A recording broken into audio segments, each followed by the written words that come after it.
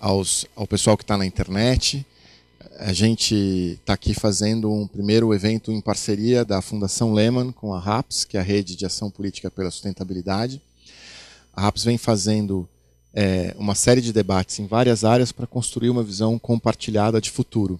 E a educação é um dos principais temas, um dos primeiros escolhidos pelos líderes políticos de vários partidos que fazem parte da rede e pela própria rede.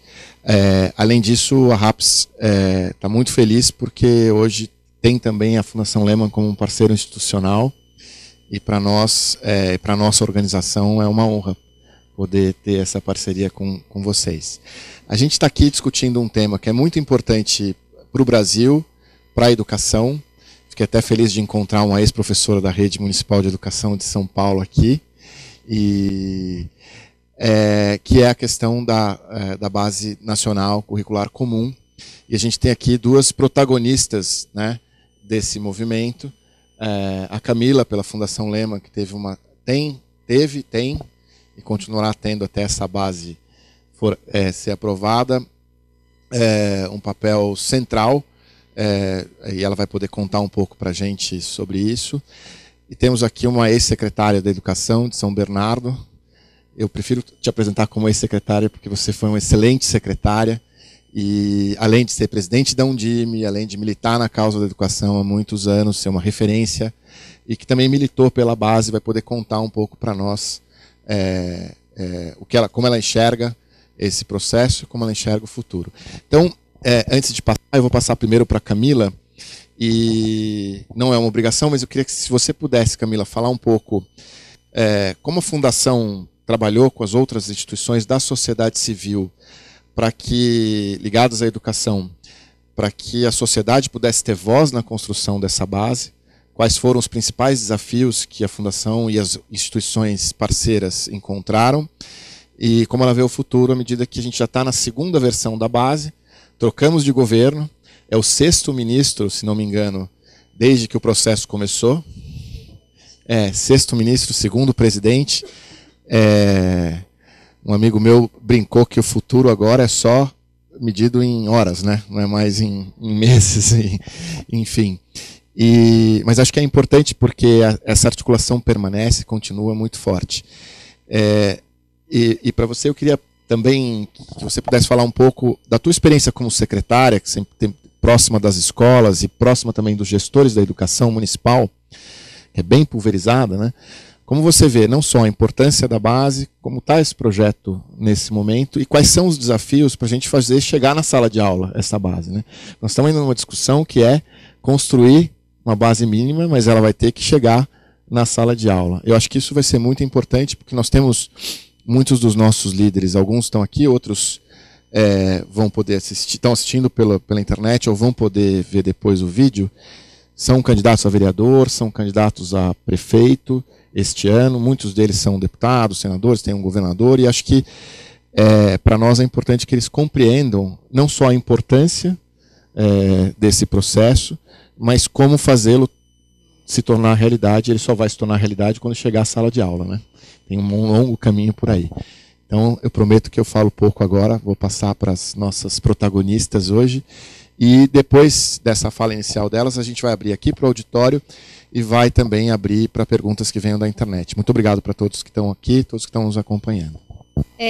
Para aqueles que eu não conheço, meu nome é Camila, eu sou diretora de projetos aqui na Fundação Lehman, e eu estou à frente hoje de duas áreas aqui na Fundação, a área de políticas educacionais e a área de líderes, que tem tudo a ver com esse nosso encontro aqui hoje, né? Então, a área da Fundação que apoia diversas redes de talentos comprometidos com transformação social no Brasil.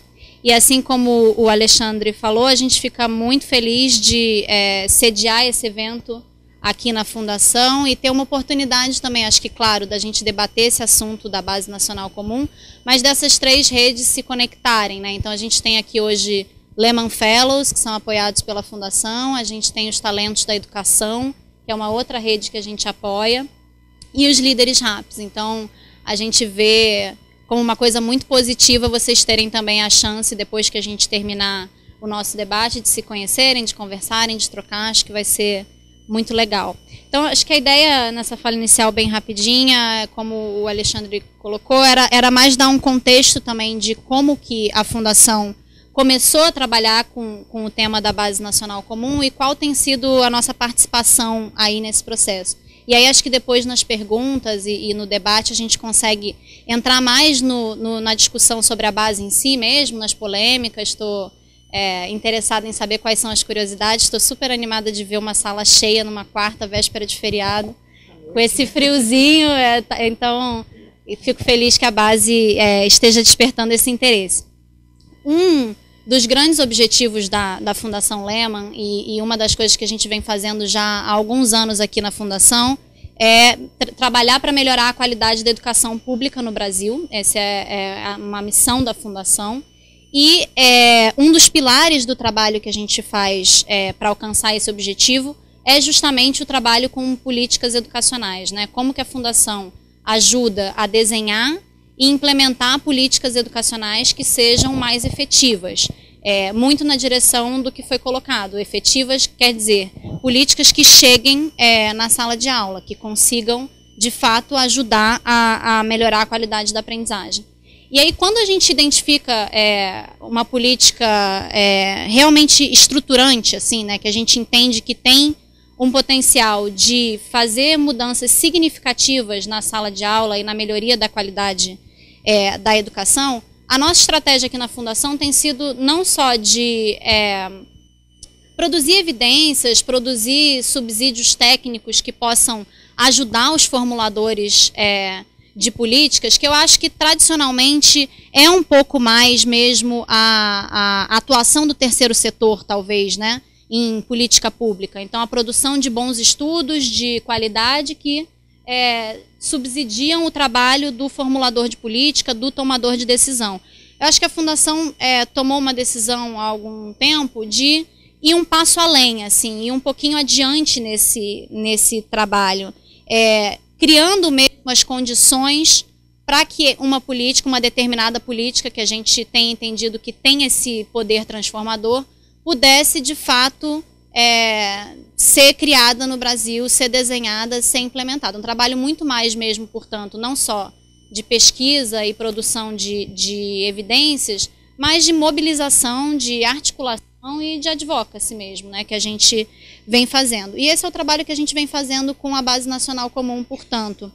A gente começou esse trabalho em 2013, ajudando o Brasil a pensar um documento que detalha ano a ano o que é esperado que os alunos aprendam na escola, e porque a gente entendeu que isso ia exatamente nessa direção, uma política que tinha um poder de transformar aquilo que acontece na sala de aula e de fato, melhorar a qualidade do aprendizado. E o Brasil já vinha discutindo esse tema há décadas, né? Acho que a Cleusa fala muito disso, assim, a gente teve avanços importantes com os parâmetros, com as diretrizes, mas parecia que havia um desejo de que isso se construísse, mas havia alguma coisa ali que travava e não deixava isso acontecer. Então, o trabalho que a Fundação fez, quando a gente se mobilizou e criou esse grupo de atores-chave, que a gente chama do Movimento pela Base Nacional Comum, para tentar dar esse passo que faltava e concretizar o desenho e a implementação de um padrão curricular no Brasil. O Movimento pela Base nasceu, então, em 2013. A Fundação foi fundadora e secretaria executiva desse movimento até hoje. Ele é um movimento plural, suprapartidário, reúne pessoas das mais diferentes correntes, das mais diferentes áreas de atuação na educação. Então, tem conselheiros do Conselho Nacional de Educação, secretários de Educação, Undime, Concede, você tem acadêmicos da área da educação, você tem várias fundações do terceiro setor que também participam. Então, é um grupo realmente diverso, deputados, senadores, que vem se mobilizando desde 2013 para colocar a base na agenda educacional brasileira. E aí a gente tem atuado em 3 frentes principais, e eu paro de falar, 3 frentes principais. Uma frente de mobilização, e aí era muito esse desejo de inserir a questão da base na agenda educacional do Brasil, garantir que isso, criar essa demanda, né, fazer uma pressão social pela Base Nacional Comum, uma frente técnica muito focada em garantir a qualidade desse documento que seria produzido, então, sempre foi muito claro, o Ministério da Educação, junto com estados e municípios, é a instituição legítima para construir este documento, mas a gente sempre esteve ali como movimento dando um suporte técnico, trazendo contribuições para que esse documento pudesse ter a maior qualidade possível. E, finalmente, uma frente de articulação, assim, né, de garantir que todos os atores que são importantes nessa discussão estivessem efetivamente participando desse debate. Isso tem a ver desde a composição do movimento, que incluiu esse grupo bem plural, até o fato de que o movimento ajudou muito a chegar nos professores. E aí eu acho que esse é um bom gancho também para a Cleusa falar, que foi um trabalho muito grande que ela fez de levar esse debate da base para todos os professores Brasil afora. Falou com milhares de professores ano passado sobre esse assunto em todo o país. E só para finalizar então esse comecinho, eu acho que os resultados são muito bacanas, porque como o Alexandre falou, eu acho que a gente tem, não sei que outra política pública, a gente pode dizer que passou por 6 ministros, por 2 presidentes, e vem aí nos últimos anos se mantendo como uma política prioritária dentro de um ministério, né? Então, para além do debate sobre Base Nacional Comum, eu tenho vários aprendizados aí nesse processo, nesse trabalho que a gente vem fazendo com a base de política pública, de uma maneira geral, que eu acho que se alguém tiver interesse em discutir, a gente pode conversar também. Bom, então, boa noite. Eu sou Cleusa Repulho, fui durante 14 anos secretária de Educação. Nossa, quando eu entrei, minha filha fez 15 anos, hoje eu tenho um neto de 5. Então, é literalmente uma vida na gestão pública. Vou dizer para vocês que estão entrando nesta área, que uma das coisas mais difíceis nessa vida é ser governo, seja ele qual for, de que partido for, né, Alexandre? E ser gestor de educação é um dos maiores desafios, assim como o da saúde, para qualquer pessoa. Né? Então, quando a Camila fala desse direito e principalmente da preocupação, o que eu queria dizer para vocês é que até agora no Brasil, muitas vezes o CEP é que determina se as crianças têm mais sorte ou azar. Né? Porque se ela tem sorte de nascer numa cidade onde as pessoas se preocupam com educação, que bom para ela. Se ela nasce numa cidade em que as pessoas não se preocupam, isso vai ser determinante naquilo que ela vai construir para a sua vida. E isso a gente fala com conhecimento de causa, porque o Movimento pela Base avaliou livros didáticos, avaliou práticas, currículos, e você tem livro de matemática que na 3ª série ensina fração e livro de matemática que vai ensinar fração no 6º ou no 7º ano. Né? Então, se as crianças mudarem de cidade ou a rede escolher o livro errado, as crianças terão o azar de não conseguir aprender e outras mais sorte. Então, esse movimento e essa defesa, e depois de 14 anos eu fui secretária em 2 cidades diferentes, aqui na região metropolitana, 2 grandes cidades, e acho que a gente tinha o desafio de garantir o direito de aprender, né? E isso é o que me move a viajar por esse país todo para conversar com os professores, porque primeiro a gente vai para a escola para aprender. A gente levou tanta responsabilidade para dentro da escola que a aprendizagem ficou em segundo plano. Se der tempo, os professores trabalham português e matemática. Tantas são as outras coisas que foram para dentro da escola. E o que a base, e toda essa discussão de currículo, e a base não é o currículo, as escolas vão construir os seus currículos a partir das suas comunidades, mas não há discussão de que as crianças precisam aprender a ler, escrever e interpretar texto até os 8 anos de idade. E nesse país tem crianças e adolescentes de 12, 13, 14 anos que não sabem ler. Né? Então, a construção dessa base vem muito para garantir esse direito, para fazer da escola um espaço em que as pessoas se transformam. Senão a gente, em vez de construir escola, construir um monte de praça, se fosse só para se socializar. Né? Escola é lugar de aprender, e aprender não é uma tarefa fácil. E a gente tem o grande desafio de formar professores para tudo isso. Né? Toda vez que a gente vai em alguma palestra, e vocês já devem ter ouvido isso, queremos a educação da Finlândia. Sim, a Finlândia há mais de 10 anos tem currículo e discute todo ano o que é que precisa mexer nesse currículo. Né? A Finlândia tem 5 milhões de habitantes. Esse ano nós temos mais de 40 milhões de matrículas. Então, tudo no Brasil ganha uma dimensão muito grande. Além dessa diversidade, a complexidade de todos esses atores, e o Alexandre falou, eu fui presidente da Undime, que congrega os secretários de educação, 3 vezes. Eu conheço esse país, todos os estados. E geralmente o lugar mais pobre e mais difícil. E não é fácil, não tem sido fácil fazer educação nesse país. A gente ainda tem estados onde as crianças só têm 2 horas de aula por dia, incluindo merenda e entrada e saída. Então, a gente ainda está longe de algumas coisas, mas muito perto de outras. Eu nunca fui daquelas pessoas que discute que a gente tem que primeiro alfabetizar todo mundo para depois ter mestrado e doutorado. A gente precisa e pode ter tudo ao mesmo tempo. E a base tem unido essa discussão, não tem sido fácil.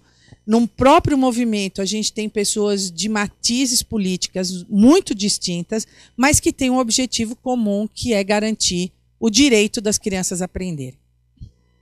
Então, eu acho que o que move este grupo e o que move todo esse processo é garantir esses direitos que estão numa lei que é muito importante, que é o Plano Nacional de Educação.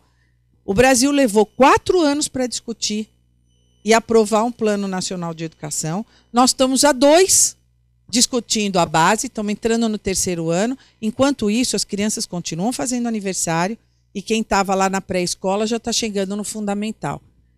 Enquanto a gente discute determinadas coisas, as crianças continuam indo para a escola e não aprendendo. Então, essa urgência, e o que parece, às vezes as pessoas não entendem essa urgência, é porque para nós, classe média, é muito fácil discutir determinadas coisas. O duro é estar lá na ponta, né, em locais de alta vulnerabilidade. Nós éramos vizinhos, quando o Alexandre era secretário, eu também, no Alvarenga, que é a represa Billings. A gente tem escolas, aldeia indígena, enfim, na cidade mais rica do país, na maior região metropolitana. Então, a gente fica imaginando, e para quem não conhece a Amazônia, tem criança que pega barco e leva 2 horas para chegar na escola. E a gente, às vezes, reclama de ficar meia hora no metrô e chega exausta. Imagina passar 2 horas num barco, chegar e depois estudar, aprender, enfim. E a ideia do movimento foi, além dos levantamentos nacionais e internacionais, produzir material e produzir a discussão necessária para colocar a base numa situação e principalmente num momento de discussão em que ela pudesse chegar a todo mundo. O grande desafio está sendo chegar à sala de aula, e a gente tem feito esse trabalho, a Fundação e os parceiros e o movimento. Eu tenho ido a todos os lugares, conversar com todos os professores, principalmente professores, porque é eles que vão fazer a base acontecer na sala de aula. Para quem já trabalhou em escola, sabe que quando o professor não quer e não está mobilizado, não acontece. Não adianta a cúpula da Secretaria de Educação imaginar alguma coisa e não conversar com os professores. E ouvindo esses milhares de professores, eles querem, eles precisam de ajuda e eles também vão continuar tendo autonomia. Agora, é muito importante, até porque a gente tem programas de formação inicial extremamente deficitários. A gente sai especialista em Vygotsky, Vallon e Piaget, mas não sabe alfabetizar. Porque a gente não aprende na pedagogia ou nas licenciaturas como é que a gente faz esse aluno aprender. Então, o grande desafio vai ser fazer chegar na sala a melhor base que esse país e os seus especialistas conseguirem escrever. Não só gente daqui, mas tem gente de fora nos ajudando, e essa é a ideia, não inventar a roda, mas aprender com quem já fez os erros e os acertos e poder avançar e fazer desse país um lugar para todos de verdade. E que as crianças tenham esse direito de aprender assegurado. Então, em linhas muito gerais, Alexandre, esse tem sido o trabalho, e esse tem sido o grande desafio. E ele não é para as grandes cidades só, ele é lá para o interior da Amazônia, ele é lá para o semiárido, ele é lá para o interiorzão do Rio Grande do Sul, né, onde as famílias ainda ficam com as crianças em casa até os 6 anos de idade. E como é que a gente garante o maior desafio do Brasil hoje, que é a equidade. Né? Como é que as classes C e D chegam perto da A e B, com todo o direito e com toda a responsabilidade. Nossa, muito bom. Antes de passar aqui, acho que tem algumas questões que são importantes a gente fixar. Né? Primeiro, é muito rico o Brasil poder ter organizações que têm agendas distintas, mesmo que olhando para a educação, técnicos e especialistas que têm ideias distintas sobre essa mesma educação e visões de mundo também distintas, mas juntas, trabalhando para garantir um direito que é um direito das nossas crianças, de todas elas. Né? Então, acho que essa é uma questão importante, porque a sociedade normalmente se mobiliza por questões um pouco mais práticas. Né? Quando você vai falar de currículo, acho que a riqueza desse processo é essa. A gente está falando de garantir de um currículo que, eventualmente, vai chegar na sala de aula, vai garantir um direito, mas tem informação, tem uma série de outras coisas, não é? Né? Quando a gente abre os jornais, a pauta mesmo da educação é um pouco mais voltado às vezes até para assuntos acessórios, aliás, muitas das vezes. Então, acho que a riqueza desse processo é essa. E a segunda, que eu acho que a gente tem que levar, e as nossas lideranças têm que levar também, que é muito importante, e a Cleusa colocou com muita propriedade, é que, primeiro, se de um lado, isso já é base, todo mundo sabe, todo mundo diz que a educação educação de qualidade para todo mundo é o que vai garantir a equidade, a matriz dessa equidade é um currículo que estruture o direito de aprender para todas as nossas crianças. E que a gente consiga olhar para isso e vamos ter currículos distintos, mas uma base é necessária para que a sociedade possa saber aquilo que as nossas crianças têm que aprender, aquilo que elas não estão aprendendo e como a gente pode ter estratégias para fazê-las aprender coletivas. Então, assim, quando se fala ainda da base, ainda tem muita discussão de que vai se intrometer no trabalho do professor, da escola, etc. E é o oposto. A gente está partindo de uma declaração inicial, que, como o próprio nome diz, é uma base, mas que libera as escolas, as redes e, especialmente, as equipes escolares para autonomamente trabalhar em cima dessa base, enriquecê-la de acordo com a sua realidade. Então, eu acho que são duas questões que são importantes para o nosso debate e para a nossa aproximação. Eu queria abrir aqui, eu não sei como é que faz, o professor Zisman. Boa noite. Não fala, né? Tem que ser na voz de professor, então vamos lá. Boa noite. Então, eu agradeço a oportunidade de estar debatendo as bases curriculares e eu queria fazer uma reflexão primeiro e encaminhar uma pergunta para ver se eu entendi e estou acompanhando adequadamente todo o processo da elaboração das bases. Do jeito que está sendo colocado, e a gente tem debatido isso muito nas escolas e na formação de professores, dá a impressão de que as bases são o ponto de partida do que nós chamamos de educação, e não é bem a verdade. Nós temos todo um processo de elaboração de parâmetros de base que é muito anterior, né, às atuais bases. Os parâmetros curriculares nacionais são de 1997, 98, e, do meu ponto de vista, provocaram um avanço imenso na educação no Brasil. Nós temos assistido o resultado disso em termos de inclusão social, tudo se tem apontado como necessidade, importância. É um processo contínuo que já vem acontecendo. E em políticas públicas, você mesmo ressaltou, as duas ressaltaram a ideia de que precisamos dar continuidade. Não podemos mudar governos e as políticas serem interrompidas. Portanto, a gente entende que, como o processo de educação é contínuo e permanente, só se obterá resultado se a discussão, sim, for permanente, porém calcada em avanços anteriores. E aí a pergunta que eu encaminho é a seguinte: como está o diálogo entre as atuais bases curriculares e os parâmetros curriculares nacionais? Eu pergunto especificamente pelo seguinte: um grande avanço dos parâmetros foi a elaboração, a criação, a inclusão na educação dos temas transversais, que era uma novidade no Brasil, tentando fazer com que a escola dialogasse mais com a sociedade. Dentre os 5 temas transversais iniciais, outros se desdobraram. Havia a possibilidade das escolas fazerem seus próprios currículos regionais a partir dos parâmetros dos temas transversais. E dentre esses temas transversais, um especialmente era muito importante, do meu ponto de vista, para a elaboração de sociedades sustentáveis, que é o tema transversal meio ambiente, faz parte da Constituição brasileira a inclusão da educação ambiental em todos os níveis de ensino como direito constitucional. E eu não vi a educação ambiental presente em nenhum documento atual das bases curriculares nacionais. Eu vi abandonados os temas transversais e especialmente o tema transversal educação ambiental, meio ambiente e sustentabilidade. Queria ver como é que está o debate, como é que vocês estão recolhendo as informações dos professores. Foi uma decisão dos professores abandonarem isso? É uma decisão da gestão? Como é que está o diálogo com os PCN e a atual base curricular? Eu vou deixar a Cleusa falar um pouco mais do histórico dos PCNs, mas eu concordo plenamente com o ponto que você trouxe. Acho que o entendimento é perfeito do diálogo e da construir em cima do que foi feito, né?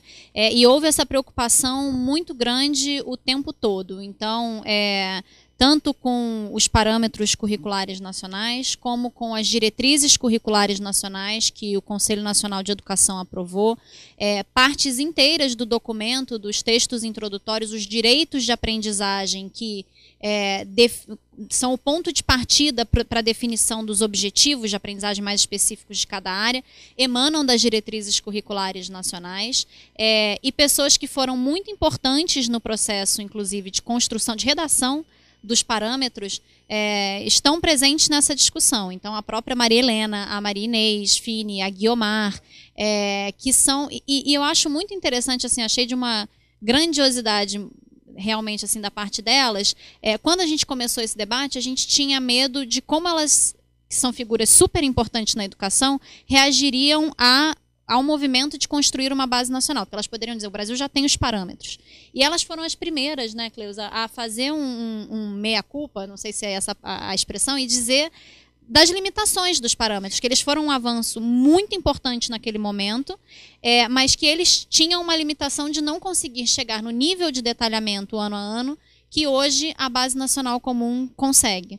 Então, certamente é um processo, é uma evolução, e essa base traz os temas especiais, não são mais os temas transversais ou integrados. Mas aí eu deixo você falar um pouquinho dessa questão do meio ambiente e dos temas especiais.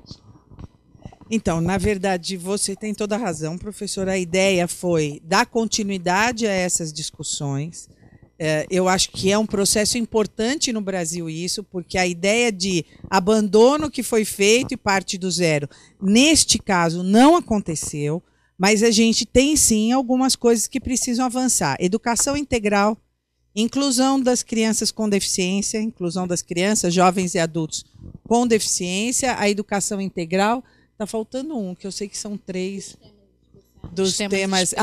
A questão dos indígenas, quilombolas, a afrodescendentes está mais garantido em história. Mas tem educação no campo, né, que a gente precisa de algumas especificidades que tem tudo a ver conosco. A questão foram feitas algumas escolhas para essa primeira etapa, e muito das questões ambientais passa nos textos introdutórios, mas concordo que falta um aprofundamento. Quem olha a V1 e vê a V2, a gente avança, principalmente na educação infantil, séries iniciais e a discussão do ensino médio, né? A gente tem uma dificuldade, e não é só do Brasil, muitos países têm questões sérias quando chega no ensino médio, né? Porque é quando os adolescentes vão tomar algumas decisões, e como é que a gente garante a permanência na escola.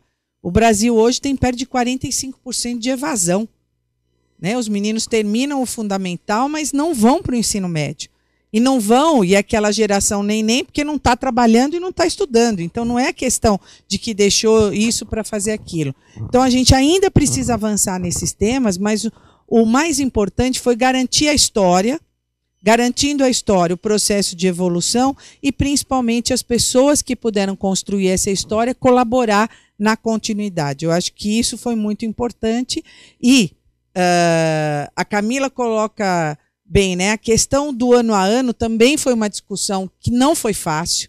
Se a gente fazia ano a ano, se fazia por série, se fazia por ciclo de aprendizagem, enfim. Mas o que a gente precisava? Que o documento ficasse claro para quem está lá na ponta, que foi o que o Alexandre disse aqui no começo. Se a gente não conseguir fazer ele chegar na ponta, em alguns lugares as diretrizes não chegaram. Em alguns lugares os parâmetros não chegaram. E o que a gente precisa fazer, e eu acho que isso que o PNE avança, quando torna obrigatório, né? As pessoas têm sempre medo dessa palavra obrigatoriedade, né? Mas a gente discute ainda a reprovação. Né? Tem gente que vem aqui, os australianos vieram, os finlandeses vieram. Quando você fala reprovação, isso, o que é isso? Porque não é possível alguém ir para a escola e não aprender. Então, essa palavra reprovação não existe na Finlândia, não existe na Austrália, não existe em outros países. E a gente, por anos, achou que isso resolvia os problemas da educação. Reprova que ele vai aprender. Gente, se reprovação resolvesse qualquer coisa, nós estaríamos lá no PISA, no primeiro ranking, porque reprovamos em massa por muito tempo. Né? Não incluímos as crianças com deficiência por séculos nesse país. Quantos de vocês aqui estudaram em salas com crianças negras, com crianças com deficiência, com crianças do campo ou com crianças de alta vulnerabilidade? Né? Então, a gente tem 2 desafios. Um que é ter escola para todos e escola de qualidade. Por isso que uma das coisas que o movimento não abre mão é de que essa base tem que ter muita qualidade. As pessoas têm medo, vamos exigir demais. E por que não vamos exigir?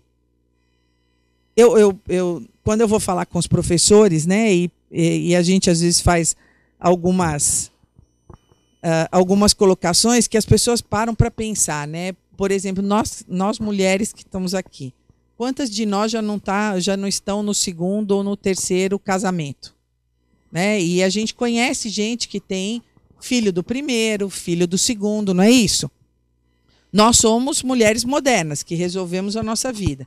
Na escola, a primeira criança que tem dificuldade de aprendizagem e o professor lembra que ele é filho de uma mãe que tem um filho com cada pai, claro que esse menino não aprende, família desestruturada. Nós, classe média, somos modernas. Elas são desestruturadas. De novo, o estigma de que a gente tem que se preocupar se eles aprendem português e matemática, não se a mãe tem 1, 2, 3 ou 4 maridos. Eu não sei se deu para vocês entenderem qual é a nossa preocupação. Então, essa base tem que ser muito boa, porque ela precisa elevar o nível de aprendizagem das crianças das escolas públicas e privadas desse país. Porque também não vamos achar que toda escola privada é o mar de rosas e que toda escola pública é ruim. Né? Porque esse estereótipo de que tudo que é público é ruim, de tudo que é privado é bom, também a gente precisa mudar. E a base tem mostrado isso. Muitas escolas privadas sequer dão o que a gente está chamando de base, enquanto algumas escolas públicas dão a base e mais alguma coisa. Né? Mas, professora, essa preocupação foi e está sendo ainda muito cuidada. Oi, eu sou Cristiana, eu sou da RAPS, empreendedora cívica, e eu queria saber como é que vocês, como vai se dar depois da base colocada, para ela não virar um currículo fixo, né? Porque existem as atualidades, se existe essa preocupação, né, dela não se limitar num currículo apenas, se isso vai ser contínuo, a melhoria da base com os temas atuais, e também se existe alguma preocupação no sentido de estimular o aluno a aprender, não só ser passado um conteúdo. E como isso vai ser verificado, né? Porque a gente já tem o IDEB, né, que mede os índices, mas é ainda aquela coisa de prova, então é o conteúdo em si, não exatamente o aprendizado. Não sei se eu fui clara, mas... Então, em nenhum país do mundo a base é fixa. Aliás, nós vamos ficar aqui umas 2 horas, se a gente não olhar nenhum site de notícia, nós vamos perder alguma coisa. Não é isso? Ultimamente você pega um avião, vem de Brasília para cá, você já perdeu uma boa parte da história. Enquanto o telefone ficou desligado, não é isso? Nos últimos meses, tem dia que eu falo assim, que eu durmo, fico esperando para ver o que vai acontecer, né? Uma hora a gente tem que dormir.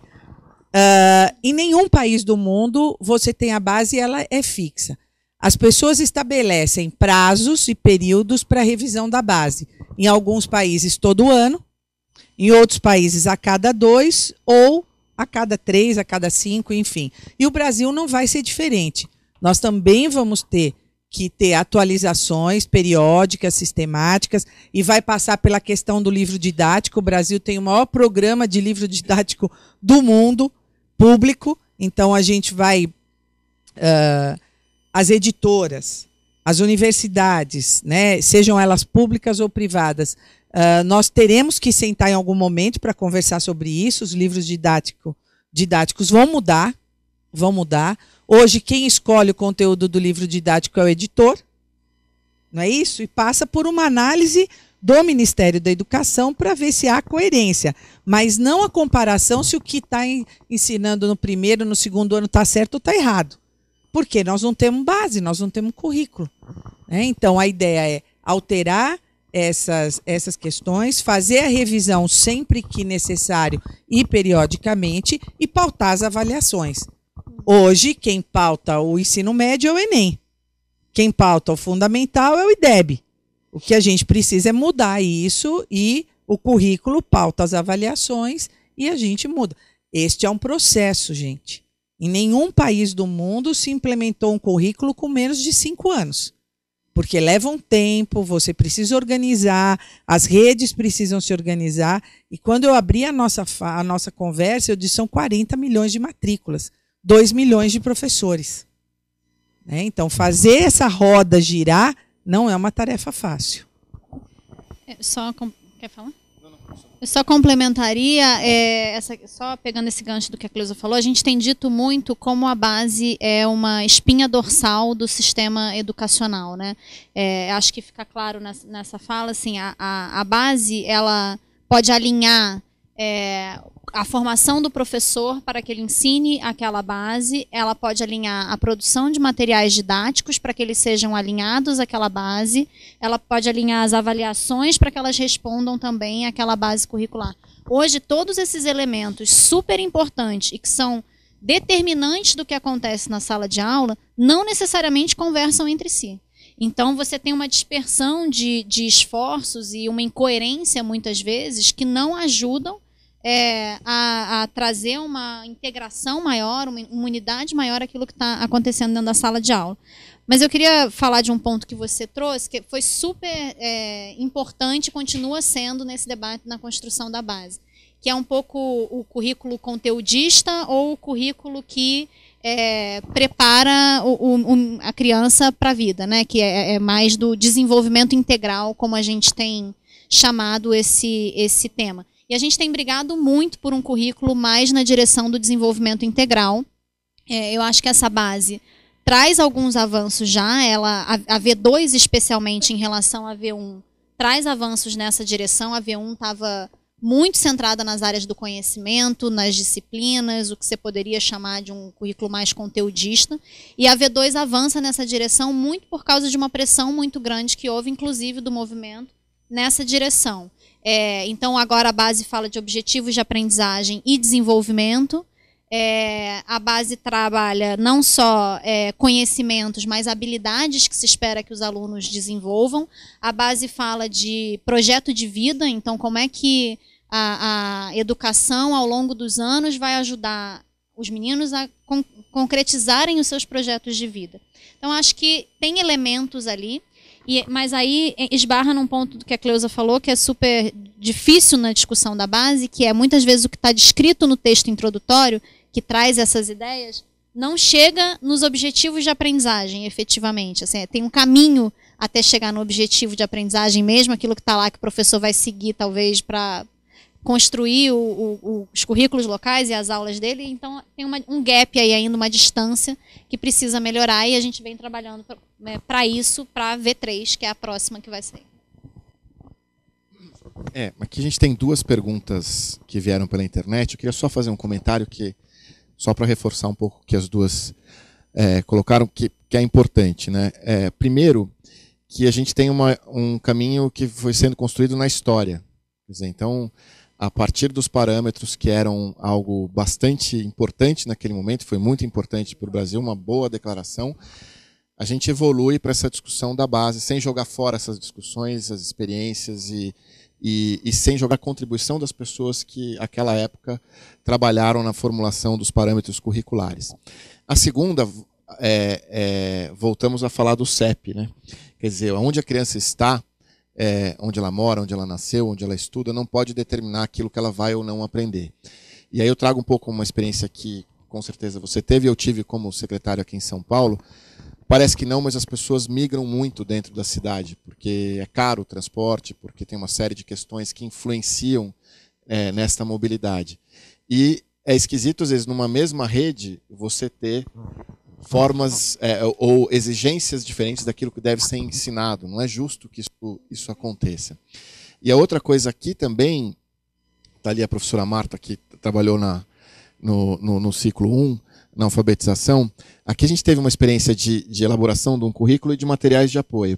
Em seguida, o pessoal da área de currículo da PUC fez uma pesquisa e mostrou o seguinte, que os professores entrevistados demonstraram que alguns conteúdos que estavam previstos para ser ensinados não eram, porque eles seguiam o livro didático e não o currículo. A partir do momento que começou a se trabalhar a articulação entre o material de apoio e o currículo que foi desenvolvido, eles conseguiam passar, entender qual era, trabalhar no tempo necessário todos esses conteúdos. Então, como também a Cleusa colocou, e que é fundamental, hoje o currículo da escola está no livro didático e na forma como o professor trabalha aquele livro didático. Se a gente quer garantir equidade, tem um mínimo que deve ser feito e que deve ser declarado para que o livro didático reflita aquilo que a gente quer ensinar.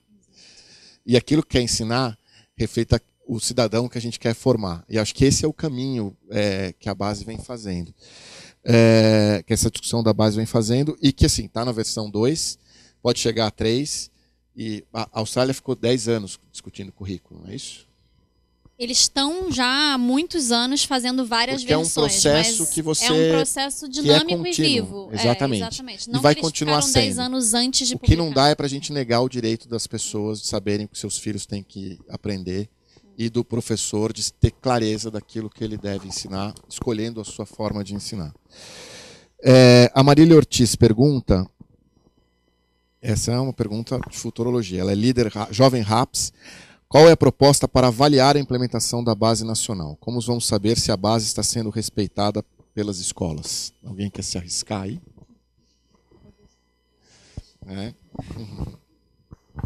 Primeiro, segundo o Plano Nacional de Educação, ela será obrigatória para as escolas públicas e privadas. E a partir daí, o INEP, que é o órgão responsável pelo sistema de avaliação no país, vai determinar de que forma nós vamos avaliar. E eu acho que, sobretudo, se a gente garantir o direito das famílias saberem o que é esperado aos 5 anos de idade, aos 6 anos de idade, porque assim, se os nossos filhos não aprendem a ler aos 5 anos, a gente vai lá na escola, vai tirar satisfação, vai querer saber o que está acontecendo. Não é isso? A gente não admite que as crianças aos 5, 6 anos não saibam ler e escrever. Mas na escola pública, quando a gente faz pesquisa, né, Alexandre, o pai fica feliz com o uniforme, com a merenda, com o transporte. O que a gente precisa é mudar o foco. Transporte, a merenda e o uniforme faz parte do processo de educação, mas não pode ser o foco. Né? O Brasil, por tanto tempo, ficou devendo tanto que qualquer coisa que a gente dá tá bom. E é essa lógica que a gente quer mudar. Então, olha, aos 8 anos de idade, uma criança precisa ler, interpretar e escrever um bilhete simples. Mas interpretação de texto é fundamental para entender história, para entender geografia, para resolver um problema de matemática. Então, tanto é que uma das nossas grandes preocupações era a educação infantil na base, porque é um espaço de educar e de cuidar. E as crianças precisam ter contato com o mundo letrado desde a creche. E tem gente que tem resistência a ter livro na creche. E a gente, enquanto gestor, fica apanhando, né, Alexandre? Porque compra livro. E aí, quando você vai na casa dessas pessoas, tem o livro do banho. Né? O netinho já está no Facebook, ou o netinho está lá no celular escrevendo algumas coisas. O que a gente precisa é dar o direito e dar a oportunidade. E a avaliação precisa vir. Como veio, o IDEB pode não ser o melhor dos sistemas de avaliação, mas ele colocou a questão da aprendizagem em algum ponto nesse país, que a gente não tinha. Os gestores falavam assim, eu sou bom gestor. Ninguém tinha como avaliar. O IDEB trouxe para a sala um bode que é, as crianças aprenderam ou não aprenderam? Ou o IDEB dessa cidade só melhorou porque eles pararam de reprovar? Não, o que interessava para nós era a proeficiência. E não era para ranquear a escola. Ranquear a escola é a imprensa que faz. Para nós, gestores, o importante era saber por que na mesma cidade uma escola tem 4 de IDEB e no mesmo bairro tem outra que tem 8. Porque a gente também precisa olhar o contexto, né? Não adianta você pegar lugares de alta vulnerabilidade e Pinheiros aqui em São Paulo. Né? Mas por que essas escolas são tão diferentes? Porque o corpo docente não é estável, porque você teve troca de professores 3 vezes no mesmo ano, porque os professores mais jovens vão para salas de alfabetização. E a gente não tinha parâmetro para avaliar tudo isso. Então, a gente também precisa evoluir no sistema de avaliação no Brasil. E é o INEP quem tem que fazer isso, para evitar que cada cidade gaste um dinheirão para fazer sua avaliação. Só complementar uma coisa muito rápida, Alexandre. Eu acho que vamos ter que avaliar, vamos ter que ver como é que essa base está chegando, e uma preocupação muito grande do movimento já é com a implementação. Mas eu acho que vai ter uma adesão muito grande, e isso eu tenho visto pelas pesquisas que a gente fez no começo do trabalho com o movimento, que 93% dos professores dizem que saber o que é esperado que o aluno aprenda ano a ano facilita o seu trabalho. Então, a gente usou muito a expressão, né, a base que era a base. Assim, a gente tem visto muito fortemente andando pelo país, e a Cleusa fez isso muito, como eu falei, que os professores querem isso. Então, eu acho que quando a base chegar, ela irá para a sala de aula. Aí, como ela irá e como é que a gente vê se o que está lá chegando de fato para o aluno, acho que é uma preocupação que a gente vai ter que ter. Mas gestores e professores, país afora, estão ansiosos por receber esta base nacional comum. Na verdade são 2 pontos, né? O primeiro é chegar na sala de aula, depende de estratégia dos gestores e dos escolares, dos gestores públicos, para conseguir levar isso para a base, como você bem disse, de uma forma estruturada, né? Ter um projeto para isso, nas escolas e nos municípios e estados. E acho que a outra questão é que finalmente a gente vai fazer o que a gente deveria, que é a avaliação vir depois do currículo. Porque no Brasil, que é um país muito especial, a gente começou a avaliar sem dizer o que as crianças tinham que aprender. É algo de volta para o futuro, na verdade. Eu queria passar para a professora Raquel, é isso? Deixa eu passar o microfone para que as pessoas possam te ouvir. Boa noite, eu sou a Raquel, do Instituto Alana. Eu tenho 2 perguntas para vocês 3. Uma é essa brecha que a Cleusa acabou de dar sobre a educação infantil. Eu acho que a gente precisa discutir, trazer um pouco mais de luz a essa discussão, além da questão do letramento, que é uma questão histórica, de luta aí, um território de disputa na educação infantil, né? Então eu queria que você falasse um pouco mais dos movimentos dessas vozes da educação infantil, além do letramento, em especial no segmento de 0 a 3.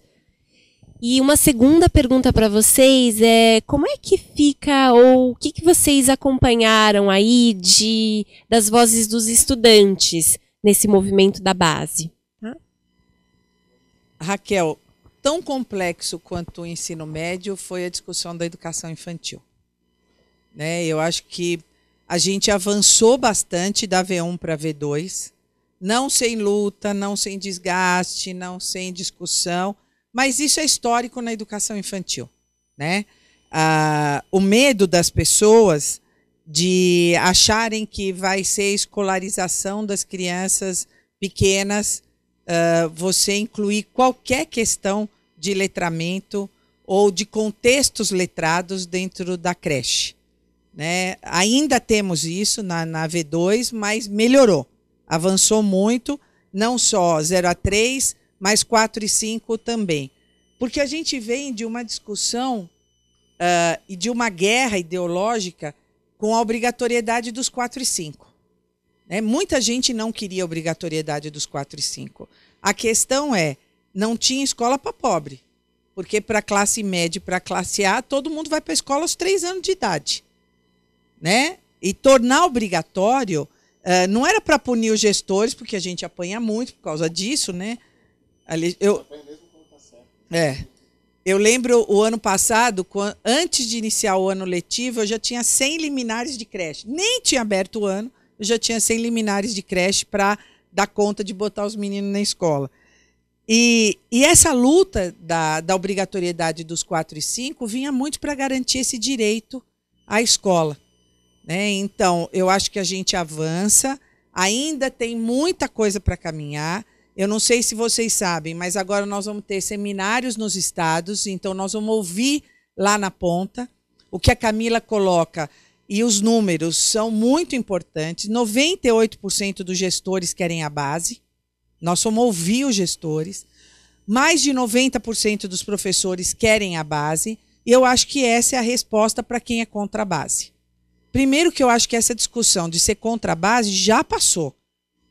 O Plano Nacional de Educação coloca como obrigatório. Quem era contra tinha que ir lá nas audiências públicas dizer por que é contra. Porque é muito fácil eu ser contra lá no meio da universidade, onde eu estou no meu feudo.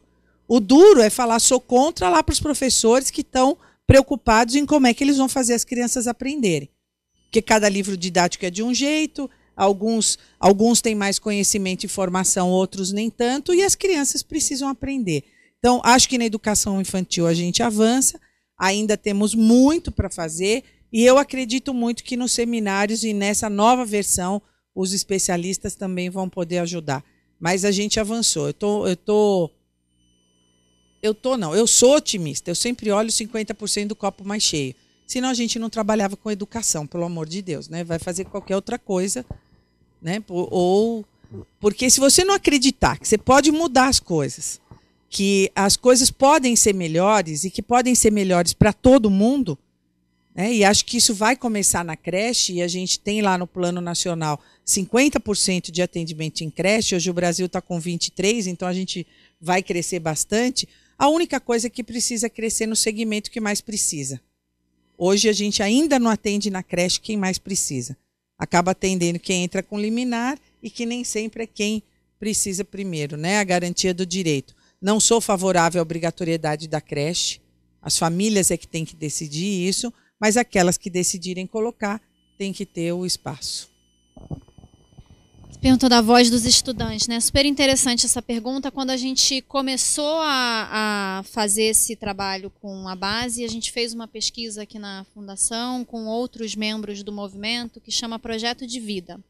E o objetivo era investigar justamente o que se esperava, que jovem a gente esperava formar quando ele estivesse ali concluindo o ensino médio. E para isso a gente foi ouvir tanto as pessoas que recebem esses jovens assim que eles se formam, então tinha professores universitários que recebem no primeiro semestre ali da faculdade, tinha empregadores que recebem o jovem egresso direto do ensino médio, tinha líderes das comunidades, da sociedade civil que também, e os próprios jovens.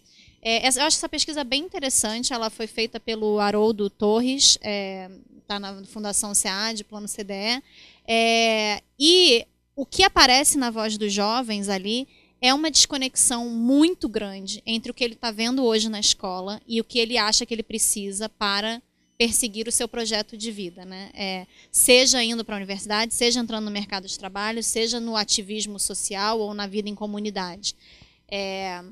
Eu acho que a base não vai resolver este problema, mas trazer mais este olhar do desenvolvimento integral para dentro da base é um passo nessa direção.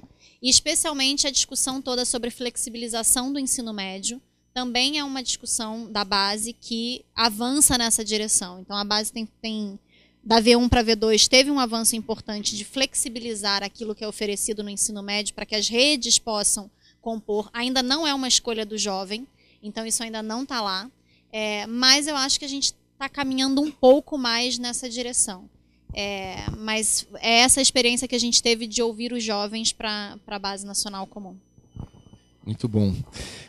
Vamos continuar aqui com o auditório. Agora vem o professor Tiago Rocha, que é professor e líder RAPS também.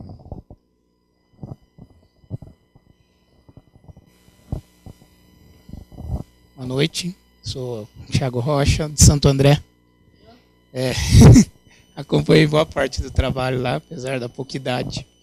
E eu queria saber, porque também sou candidato em Santo André a vereador, eu queria saber qual que é o papel do Legislativo dentro dessa discussão, porque é o que me parece, é uma discussão entre gestores e o Legislativo fica à parte. Já cumpriu o seu papel de aprovar a obrigatoriedade, mas ao mesmo tempo são eles, os legisladores, os representantes que vão bater nos gestores se eventualmente a base curricular não estiver de acordo, né, com os desejos da base dele, ou seja, ele que vai ser o grande instrumento de pressão da sociedade no poder executivo para que essas coisas aconteçam. Eu queria saber, então, qual que é o papel dele neste momento e nas eventuais revisões, porque o que me parece não aparece nesse momento, apesar de ter aparecido vários discursos na primeira versão, né, contra a primeira versão, ou seja, o Legislativo reclamou e puxou uma boa parte da sociedade. E eu pergunto isso porque são os legisladores que vão pressionar com CPI, com vaga em creche, com falta de material e essas coisas. Então vocês conhecem. Exatamente. Então é isso aí. Boa noite. Eu sou Eduardo, sou professor do Departamento de Geografia da USP, trabalho com formação de professores também. E a minha pergunta, eu acho que tem um debate dentro da universidade muito grande sobre o posicionamento da universidade em relação à base. Há posições contrárias à base e que refutam totalmente a base, mas há posições também que colocam os limites da base para pensar a qualidade da educação no Brasil. E aí a minha posição é uma posição mais nesse sentido. Em que maneira, dentro dessa realidade profundamente desigual da escola pública no Brasil hoje, e a senhora coloca bem, e os nossos trabalhos, acho que a gente da geografia tem esse olhar um pouco de tentar mapear o entendimento. Nós estamos falando de escolas com realidades muito diferentes. Eu também fui professor da rede municipal, trabalhei em São Caetano do Sul e trabalhei na prefeitura municipal, e dizia que sempre era um choque atravessar a ponte entre o Sapopemba e São Caetano. Então, dentro dessa realidade, não dá para tomar a base como um elemento que talvez vai garantir a qualidade. Então, o debate que nós temos feito na geografia é que a base de curricular pressupõe uma base material fundamental e uma base formativa e de carreira de professor. Porque também o que nos preocupa é as experiências de currículos mais uniformizados, e acho que a experiência do currículo do Estado de São Paulo mostra uma proposta curricular que tem trazido, e aí nossas pesquisas têm demonstrado isso, um fracasso, tanto do ponto de vista do avanço da qualidade, como do sentido que os alunos têm para a escola. Então, eu acho que um pouco olhar para essas experiências também, dos currículos já foram construídos, olhar um pouco para a desigualdade da escola, para aquilo que nós precisamos avançar, e aí eu queria fazer esse debate pensando que há no Plano Nacional de Educação um dos elementos que está numa meta, não vou lembrar a meta efetivamente, mas a ideia do custo aluno qualidade inicial, na meta 20, que precisaria estar regulamentada em 2 anos. Então nós estaríamos agora em junho regulamentando isso. O quanto esse debate poderia caminhar junto com o debate da base para que a gente não corra o risco de ter uma base que depois não se realiza materialmente. Tiago, eu acho que o papel do Legislativo já foi mesmo importante no Plano Nacional de Educação. Bom, desde a Constituição define que tem que ter uma base nacional comum, depois a Lei de Diretrizes e Bases da Educação e agora o Plano Nacional de Educação, que já delega ao Executivo, então determina que o Ministério da Educação, junto com estados e municípios, deverão ser responsáveis por construir este documento. E eu acho que faz sentido mesmo, quando a gente olha para as experiências de outros países, nenhum país submeteu sua base curricular ao legislativo. É um debate muito técnico também, que precisa ser preservado no que ele tem de técnico. E quando ele vai para um espaço político como a Câmara ou como o Senado, ele é contaminado aí, por todos os outros debates que podem envolver essa discussão. Inclusive, a Câmara dos Deputados, na Comissão de Educação da Câmara, ele já tem eu não sei como é o nome disso, é um acordo entre os deputados da comissão de não aprovar leis que criem novas disciplinas dentro do currículo, que foi um avanço super importante, uma conquista do setor educacional, de falar com os deputados e conscientizá-los da bagunça que isso cria nas redes e nas escolas, quando os deputados, com as melhores das intenções, muitas vezes, criam a disciplina de educação no trânsito, criam a disciplina de educação ambiental, mas assim, não há escola e sistema educacional que resista a toda essa intervenção aí, digamos, né? Então eu acho que faz sentido seguir como está. E dito isso, a Câmara e o Senado devem acompanhar, tem que fazer audiência pública, tem que ouvir, já chamaram o MEC muitas vezes lá para debater, é o espaço do debate. Mas a Câmara já delegou ao Executivo esse papel e, na minha opinião, na opinião do movimento, isso deveria permanecer assim. Então, Tiago, eu não consigo não falar sobre o Legislativo. Só, além dessa posição, eu sempre dou o exemplo seguinte. Ninguém de nós aqui quer entrar num hospital e ser operado por um estagiário, quer? Não, você quer um médico que saiba que o seu estômago está doendo, mas eu posso dizer, mas Alexandre, eu tenho boa vontade. Eu li algumas coisas sobre estômago e eu vou abrir. Você vai deixar? Não vai. A questão da aprovação do PNE tira do legislativo essas questões que são técnicas. Né? A partir dali, são os especialistas da área. Nem eu, nem Camila damos opinião na base e na área de física. Nossa área de conhecimento é outra. E até porque a gente tem sentido que algumas questões tomam um volume que se sobrepõe a outras. Né? A questão da religião, a questão de gênero, a questão... Gente, a base de história, a primeira versão, se sobrepôs se as crianças tinham que aprender a ler. Né? Espera um pouco, tem coisas que a escola não vai resolver tudo. E que o legislativo também não sabe tudo. E que as pessoas que estão lá para fazer outras coisas. E vamos deixar os especialistas cuidarem das áreas do conhecimento.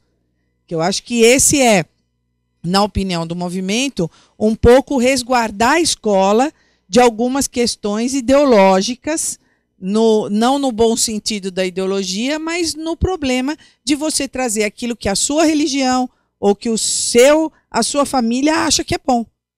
Nós temos uma escola pública, laica, para todos. E se ela é para todos, a gente não pode indicar a religião A, B ou C, porque ela tem que ter lugar para todo mundo. Senão ela não é pública e ela não é para todos. Né? Se eu disser qualquer coisa em relação a botar um crucifixo na escola, eu já não estou garantindo que ela seja para todos. Em relação, professor, ao engessamento, que é uma preocupação que o movimento tem também, assim... o currículo, a base nacional não será a bala de prata, não é ela que vai resolver todos os problemas da educação. Ela é uma das questões centrais para ajudar a resolver o problema da educação. Você lembrou muito bem, e para aqueles que vão para a carreira política, se candidatar e tal, eu sugiro andarem com o livrinho do PNE embaixo do braço. Está tudo lá o que nós temos que fazer em 10 anos. Nós fizemos centenas de conferências, milhares de conferências nos municípios, ouvimos todo mundo, foi uma discussão muito grande, foram 4 anos para aprovação.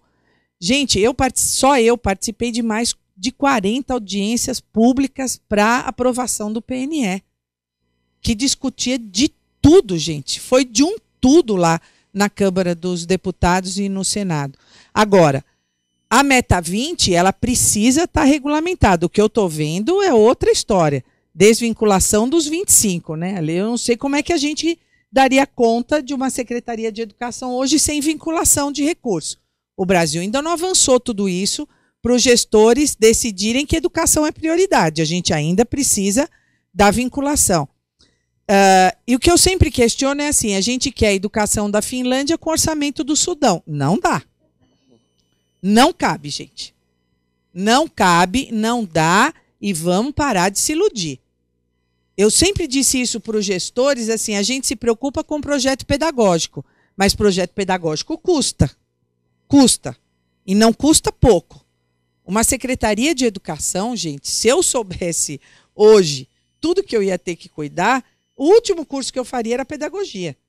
Eu ia primeiro fazer administração, eu ia fazer logística, porque a gente tem que entender de rota de ônibus, eu ia fazer nutrição, porque a gente tem que entender de merenda, né? Eu ia fazer direito para todos os processos que a gente depois fica respondendo, e faria psicologia, porque o que eu mais fazia era administrar conflito.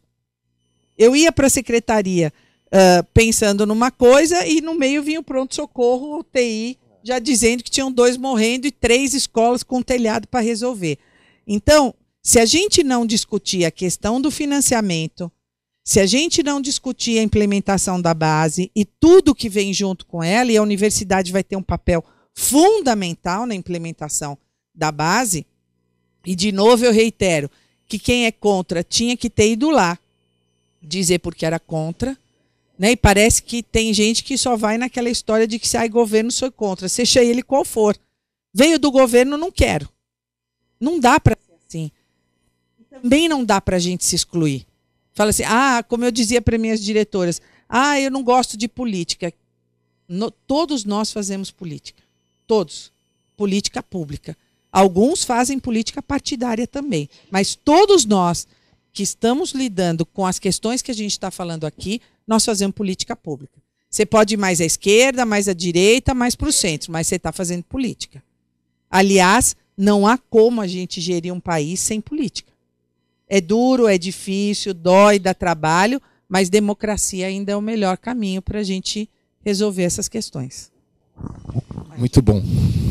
Agora a gente acertou a logística dos microfones aí, tá vendo?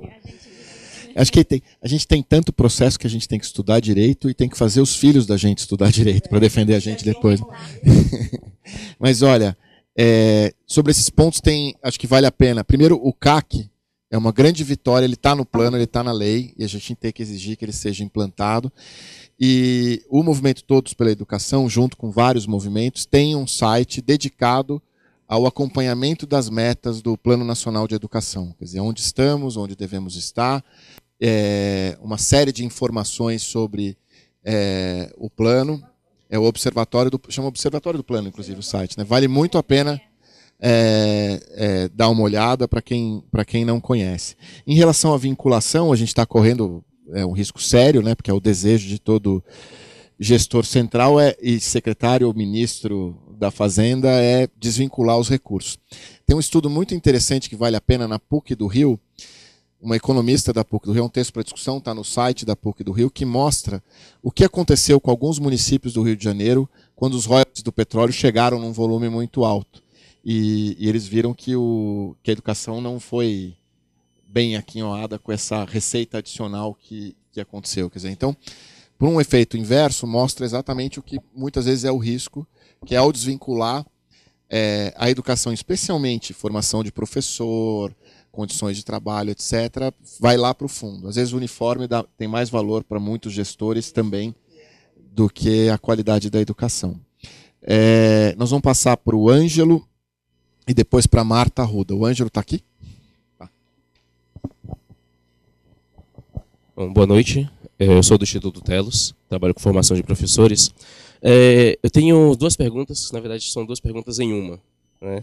E de alguma forma ela já foi posta de outra maneira, mas com as falas de vocês me surgiu essa necessidade de compreender um pouco melhor, que é como é que a base nacional ela dialoga com a questão do regionalismo, né, com questões culturais específicas de cada região, né, do nosso país, né, já que estamos falando de uma base nacional comum, né, e com base nisso também, né, como é que essa mesma base ela dialoga com questões que hoje estão muito em evidência, como a flexibilização do currículo, né? E a gente fala em flexibilização do currículo também atendendo às especificidades do entorno da escola, né, da comunidade, da região. E a Camila comentou agora há pouco sobre flexibilização do ensino médio. Mas apenas do ensino médio não atenderia todos os ciclos? Que flexibilização é essa? Meu nome é Marta, sou professora da Rede Pública Municipal e acho importante a base, mas fico preocupada com a formação dos novos professores. Eu estou como gestora de um CEL, no extremo da Zona Norte, e venho percebendo que estou recebendo professores, uma formação bem precária. E os que já estão, acabam ou saindo. Nós temos professores de qualidade que não querem ficar na rede pública municipal. Então, esse é um nó muito grande, que nós vamos aí percorrer alguns anos e eu fico me questionando como que vai ser daqui para frente. Uma base, mas sem profissionais de qualidade para estar aplicando, né? Então, é uma questão que está me incomodando bastante. Sobre base comum num país do tamanho do Brasil e regionalismo, acho que tem duas formas que a base dialoga com isso. Uma é que a base está falando do que e não do como ensinar. Então, muitos dos objetivos que estão postos ali são objetivos comuns de aprendizagem para os alunos, mas o como o professor vai trabalhar isso em sala de aula pode envolver muitos desses regionalismos que você está falando e dessas especificidades. Então, se eu tenho que trabalhar literatura e leitura com os alunos, o tipo de literatura, o tipo de texto que eu escolho, isso não está definido na base, né? Isso o professor, as redes vão poder trabalhar e decidir localmente. Mesmo muitos objetivos de história, a compreensão de certos fenômenos históricos, você pode decidir estudar com seus alunos um tipo de revolução farroupilha no sul versus outra revolta no Nordeste que tem acontecido. Então, há espaço na base para esse tipo de escolha que é feita diariamente pelas redes e pelos professores em sala de aula. Mais que isso, a base ela não é o todo. Então, a base ela pauta o que currículos estaduais e municipais vão ser. E aí, dentro dos currículos municipais e estaduais, você tem a parte diversificada, né? A famosa parte diversificada. Você tem a base nacional comum e a parte diversificada em cada estado e município. Não está muito claro ainda qual é o tamanho, já houve vários debates sobre esses percentuais, quanto que é comum, quanto que é diversificado, mas isso está posto, que a base não é a totalidade do currículo, até porque a base não é o currículo, né? Ela define aquilo que serão os currículos locais, mas eles são complementados com várias coisas locais que são essa sua preocupação, que é super importante num país diverso como o Brasil.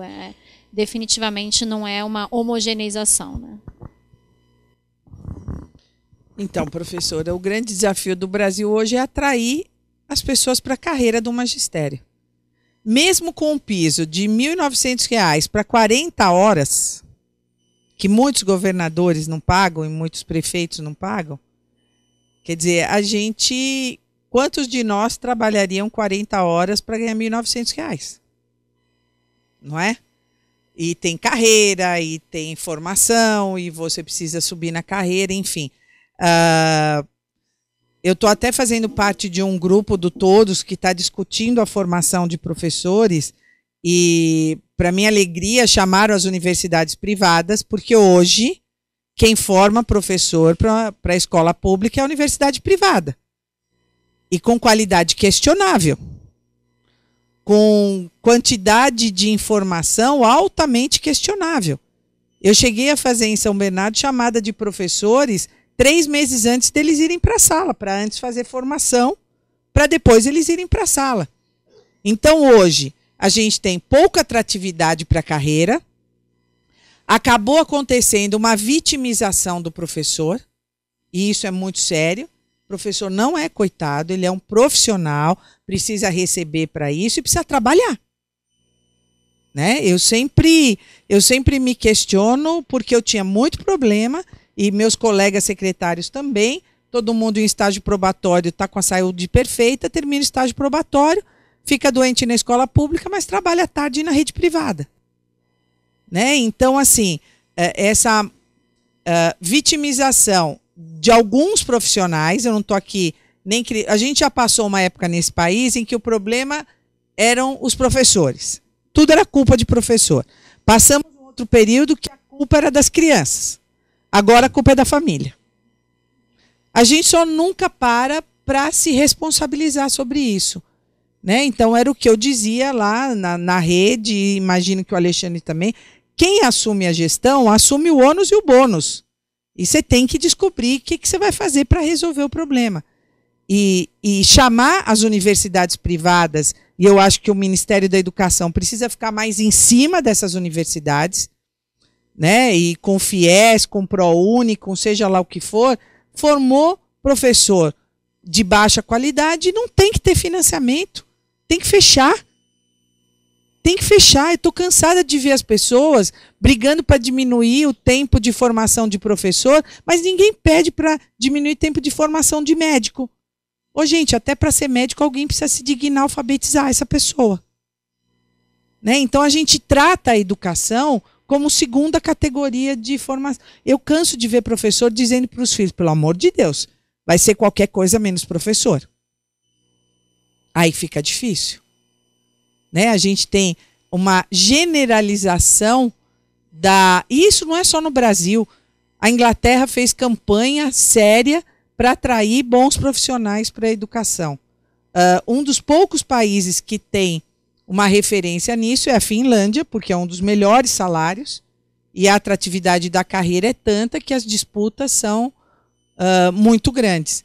E no Japão, que quem tem mais titulação vai para as crianças pequenas, vai trabalhar com as crianças pequenas, porque eles entendem que se a criança estiver bem formada desde pequenininha, ela vai ser um adulto bem diferente. Quer dizer, aí a gente precisava nascer de novo, né? Precisava descobrir outra vez e a gente repensar que país a gente quer. Prestem atenção às falas que às vezes a gente tem em relação a professor. Prestem atenção como é que a gente trata isso. Né? E aí a gente vai entender por que a gente chegou nessa situação. O professor é sempre o coitado ou o vagabundo. E a gente precisa mudar isso, precisa mudar essa história. E essa história só muda se a gente se incomodar com coisas muito pequenas, que é sair da sala de cinema e jogar o lixo no lixo. Né? A gente não se apercebe de determinadas coisas e fica imaginando como é que a gente vai fazer esse país um lugar melhor. Né? E não cuida do nosso micro ali, que é tão fácil, que é tão simples. Eu peguei o seu, não, senhor. Esse aqui é o seu, esse é o meu e da Camila. É tão fácil e tão simples, né? Queria convidar agora para falar com a gente o Danilo, e em seguida a Silvana, tá bom? Então é bom que você já passe o microfone para trás. Obrigado. Eu queria fazer uma pergunta simples, eu acho, não sei. Mas existe algum risco da Comissão de Educação da Câmara pegar a base e fazer alguma alteração? E se existe algum risco, qual é? E o que a gente pode fazer para evitar algum efeito negativo?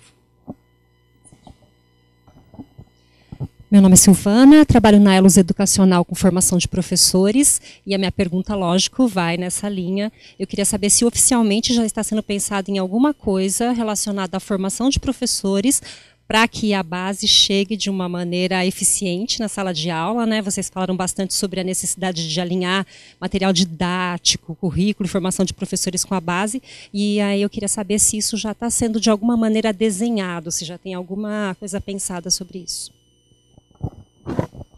Danilo, acho que a palavra é bem essa, é risco. Eu acho que o risco existe e ele é pequeno. Então, assim, existem deputados, senadores fazendo movimentos de tentar trazer a base de volta para a Câmara. Eles já entenderam que eles não têm este direito neste momento, mas existe, por exemplo, o projeto de lei ou tentativas de criar uma nova lei que devolva a base, depois de sair do MEC, em vez de ir para o CNE, que é o curso comum que ela deveria fazer, volte para a Câmara. Tem nos parecido, a gente tem acompanhado muito de perto pelo movimento, pela base, que as chances disso prosperar são muito pequenas dentro da Câmara e dentro do Senado. Há muitos deputados na Comissão de Educação que são contra isso, deputados que são contra isso na Comissão de Educação, senadores que são contra isso na Comissão de Educação do Senado, e especialmente o MEC é muito contra isso, era na gestão do Mercadante, é na gestão atual, a gente já sabe. Então, o fato até de ser um deputado hoje, ministro, ajuda nessa articulação com a Câmara de tentar não fazer acontecer. Eu acho que seria uma tragédia, na minha opinião. Acho que esta Câmara, esta Comissão de Educação atual, discutir a Base Nacional Comum. Eu passei por 6 ministros e 2 presidentes, mas se voltar para essa Câmara, eu não sei o que eu faço, porque aí fica difícil. Então, ainda não está organizado esse cronograma de como essas coisas vão funcionar depois junto às editoras, junto aos formadores, junto às universidades públicas e privadas. Eu acho que isso deve fazer parte de um grande cronograma de implementação da base e os seus atores. Nós calculamos aqui que isso leva pelo menos 5 anos para você, entre fechar a base e conseguir fazer todo esse caminho, são pelo menos 5 anos. E lá se vai meia década. Se a gente somar o que a gente levou para aprovar o PNE, mais os 2 anos de discussão da base, mais 5 de implantação, os adolescentes estarão aqui discutindo conosco a base. Os que nasceram lá enquanto a gente está brigando no PNE. Que mania, né? Afasta de mim esse cálice. Olha, nós temos mais 2 perguntas aqui do auditório e a gente está a 25 minutos do término. Tem 2 do auditório e tem uma pergunta aqui da internet. Então, se alguém ainda quiser se inscrever, acho que a gente teria tempo para mais 2 antes do fechamento das nossas convidadas. A primeira é da Cristina Engelmann. Acertei? Então tá bom. E a segunda é do professor Zisman. Então... Pode ficar. Obrigado. Oi. Tá ligado? Não, tá ligado. Ah, tá. Então, a primeira pergunta, eram 2. A primeira ele já fez, que era sobre o regionalismo, né? Como seria... Até porque em alguns lugares, onde eu nasci, no Rio Grande do Sul, algumas crianças eram reprovadas porque não sabiam falar português, falavam dialeto alemão. Então, imagina ribeirinhos, o Brasil é muito grande. Aí a segunda é menor, eu acho que vai ser rapidinho, que é como a base faz... Se ela se preocupa com a conexão das disciplinas no tempo, se geografia, história, ou se as disciplinas vão continuar sendo separadas uma da outra como é hoje.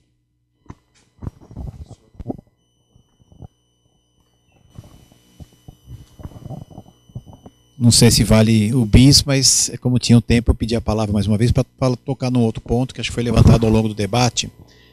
Tem a ver com a questão dos professores, que foram muito bem lembrados aqui por todos.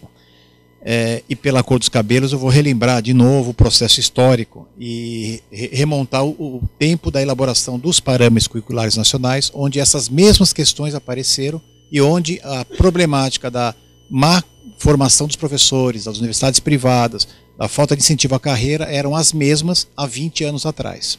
Então nós estamos falando de uma coisa muito séria, caso estejamos querendo de fato que saiamos da teoria para a prática na implantação de um bom programa educacional no Brasil, qualquer que seja o nome dele.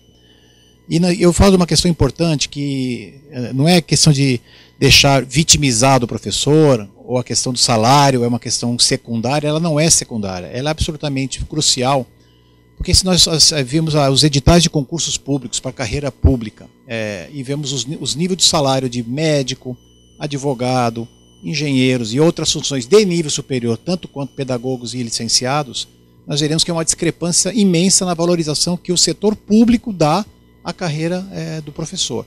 Enquanto isso não for resolvido, não há nenhuma teoria educacional que vá pegar no Brasil. É preciso atacar seriamente a questão da carreira do professor. Estamos falando da qualificação, então temos que qualificar as universidades. Estamos falando da exigência de indicadores que possam cobrar a contrapartida do professor, do retorno que ele dará por conta de uma carreira bem estruturada, senão não sairemos do lugar. Todos os nossos colegas especialistas vão colocar no papel ótimas ideias que não chegarão à ponta, não por uma questão de má vontade dos professores, também é má vontade dos professores, claro, porque a remuneração é absolutamente desestimulante para a carreira, isso gera motivação, não temos como negar no mundo capitalista que salário não seja motivação para o trabalho, infelizmente é, então nós temos que resolver isso, e aí acho que tem que ter uma discussão paralela, e eu no mundo do âmbito político é fundamental, falo isso por conta disso, quer dizer, não é uma questão dos especialistas em educação, sou um deles, mas eu estou falando do mundo político, é preciso haver políticas públicas de valorização da carreira do professor. senão não vamos sair de onde estamos em momento algum. Mais um depoimento do que eu... Falar da questão da integração das disciplinas, acho que é isso que você está, né, se referindo. A base está estruturada em áreas do conhecimento, como já vinha também historicamente. Então, você já tem, por exemplo, História e Geografia dentro da área de Ciências Humanas, junto com Sociologia e Filosofia. Você tem as ciências da natureza, estão todas numa mesma área do conhecimento. Então, essa estrutura já sugere e já tenta levar a uma integração maior entre as áreas do que simplesmente fazer 13 componentes curriculares separados. Acho que ainda é tímido e não resolve. A base teve uma inovação interessante da V1 para a V2, que foi, a V1 era estruturada toda em torno dessas áreas do conhecimento, e a V2 ela é estruturada por etapa. Então, o que o MEC está olhando é o que vai se aprender no ensino infantil, na educação infantil, no ensino fundamental 1, no ensino fundamental 2 e no ensino médio. Isso coloca o aluno no centro e não os componentes curriculares. Então, é uma diferença de estrutura que é importante e significativa, eu acho, nessa direção de ser mais integradora do que separar o conhecimento de forma mais estanque. Mas acho que ainda tem um caminho enorme para percorrer até a gente chegar num modelo mais bacana, como outros países já têm, que de fato as coisas o letramento está em todas os componentes, ele aparece, a leitura, a investigação científica também aparece em todos. Acho que isso ainda não chegamos lá nesse documento, mas quem sabe na V3 a gente dá um salto um pouquinho maior. Mas acho que esse avanço da etapa e não componente curricular foi um avanço importante na base. Professora, a gente até falou aqui, o outro professor lembrou bem, se a gente pegar o livrinho do PNE e seguir, a gente vai avançar bastante. O CAC, que é o custo aluno qualidade, hoje como é o financiamento da educação? Recolhe todo o dinheiro, divide pelo número de alunos. O que é que o CAC propõe? Para garantir uma educação de qualidade, quanto custa um aluno? Eu não sei quantos de vocês conhecem, mas hoje o Brasil distribui um aluno de fundamental anualmente R$ 2.700, que é a mensalidade de uma escola privada. Nós temos isso para trabalhar o ano inteiro. O valor de creche é R$ 4.400 período integral. Em São Bernardo não custava menos que 8. Aqui em São Paulo também deve girar isso. Agora, lá era uma cidade que tinha condição de colocar o dinheiro. Aqui é uma cidade que tinha condição de colocar dinheiro. Mas dos 5.570 municípios brasileiros, acho que 20% tem arrecadação própria. O restante vive de repasse. O que a gente faz? Como é que você garante as coisas se você não investe? Não tem jeito. O estudo do CAC ele é muito sério. Ele foi baseado em custo real de uma escola que tenha uma biblioteca, uma quadra de esporte e sala dos professores. E professor recebendo piso, né, fazendo formação de professor X vezes por ano. Não tem luxo, não. Não tem luxo. Mas é o dobro do que a gente está recebendo hoje. Então, quando eu ouço falar de desvinculação, me dá calafrio. Porque a gente aprovou uma lei, os gestores são obrigados a cumprir, e sem dinheiro, a conta não vai fechar, gente. Não vai fechar.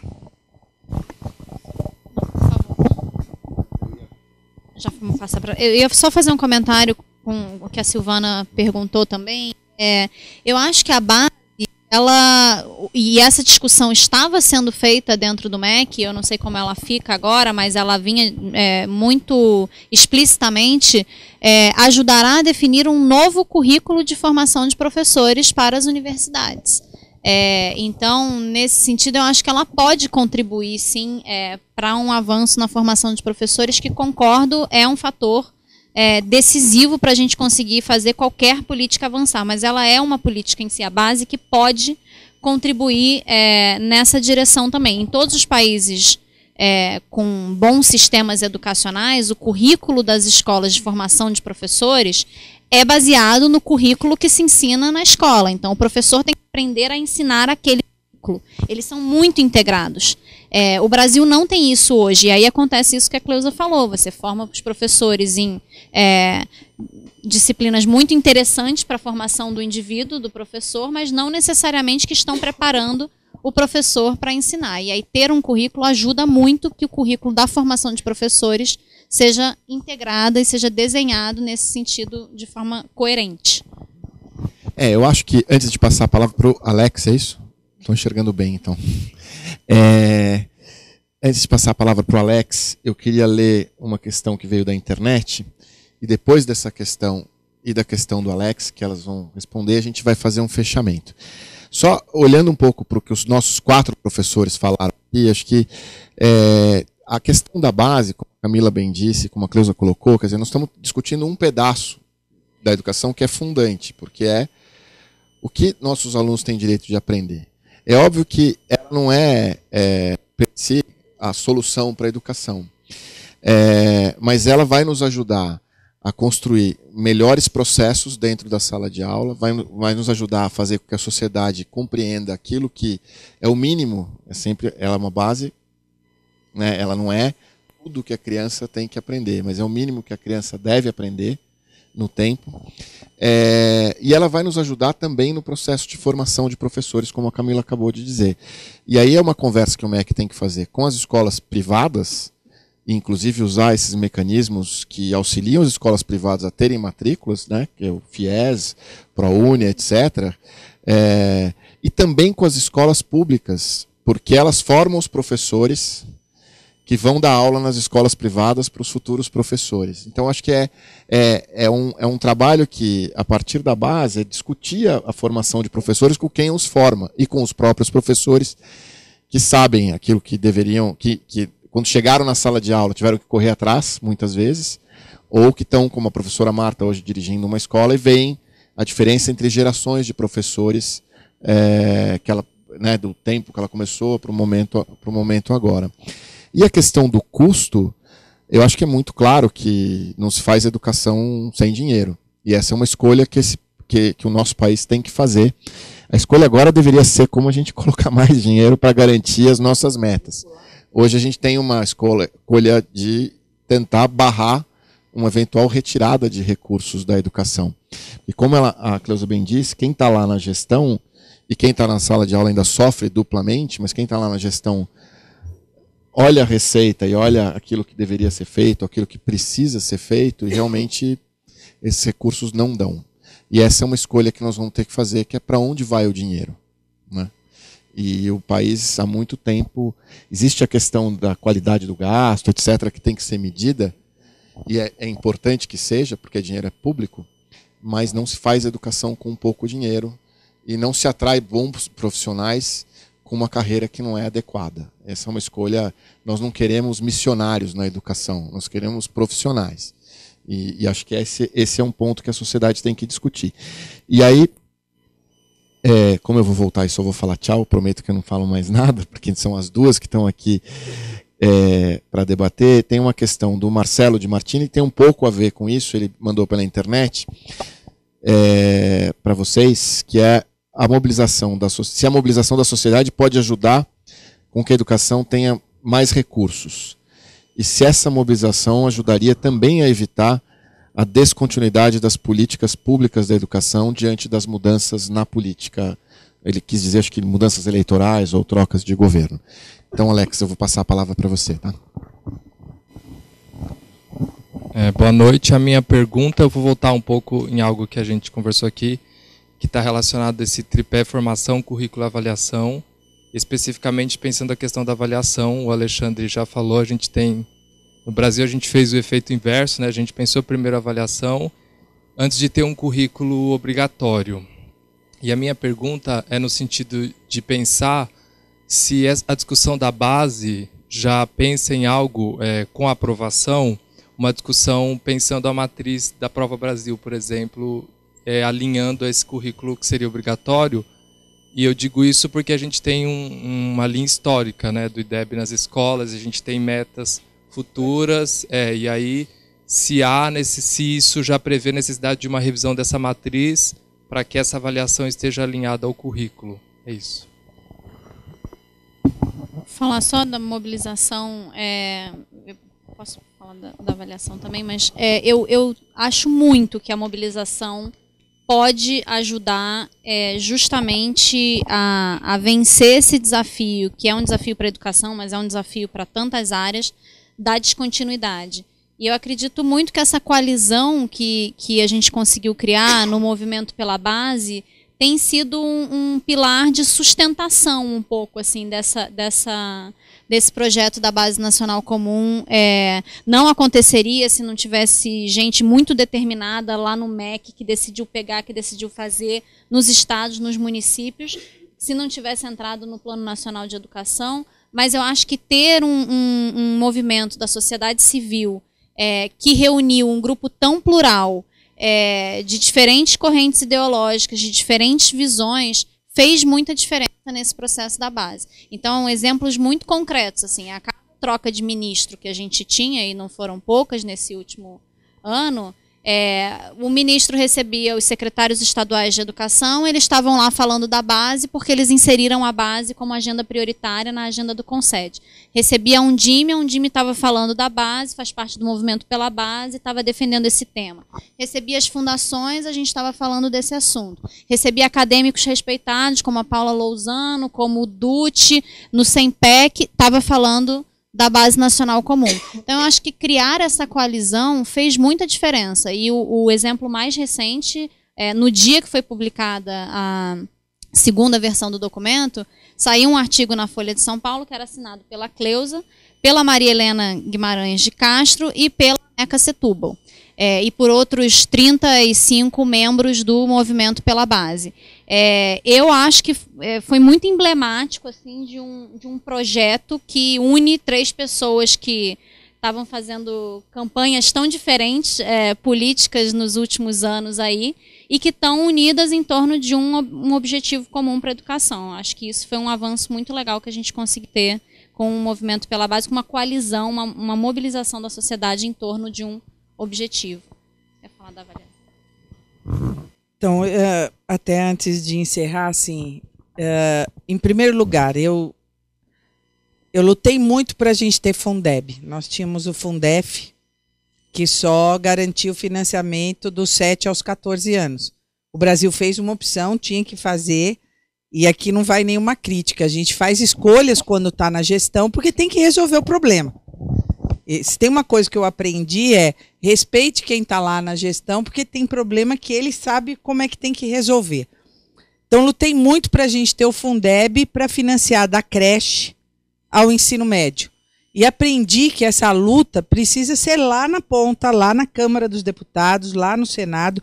Eu lembro até hoje, quando a gente fez o movimento dos fraldas pintadas, que era para a inclusão das creches no financiamento, e o ministro da Fazenda, acho, do Planejamento, era o Palocci, e nós botamos um bebê no colo dele, para ele ver, porque se tem uma coisa que eu odeio é superávit primário, né?